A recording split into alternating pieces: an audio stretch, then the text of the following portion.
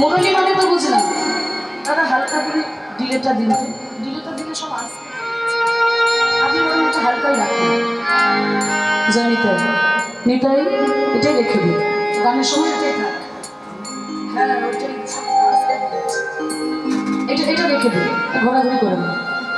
জানিতাই তা বলছে মুরলী খুরলী গান গাবে। ও মা, মুরলী মানে তো জানি আমরা সবাই বাঁশি, কিন্তু খুরলীটা আবার কি জিনিস?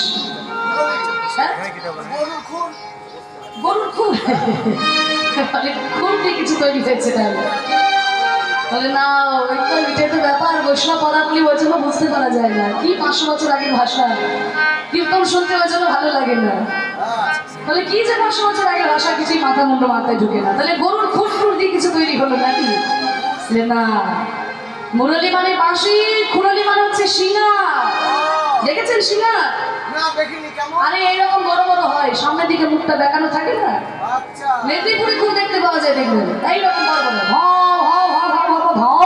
বড় করে আওয়াজ। কৃষ্ণ বাঁশি বাজাচ্ছে আর বলরাম শিঙা বাজাচ্ছে, এইভাবে খেলছে মুরলী খুরলী গান গাবে। সঙ্গে কারা আছে? প্রিয় শ্রীরাম সুদাম মেলি। মানে শ্রীরাম সুদাম দুজন বলেন না, শ্রীরাম সুদাম দুজনের নাম করা হয়েছে পদাবলীর মধ্যে।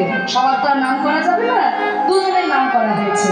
কিন্তু কৃষ্ণের সখা হচ্ছে 24 জন, তাদের মধ্যে 12 জন প্রধান আর 12 জন উপপ্রধান। দেখা যায় কজনের নাম করা যায়। তা গোবিন্দের প্রধান যে সখা, তাদের মধ্যে কারা আছে?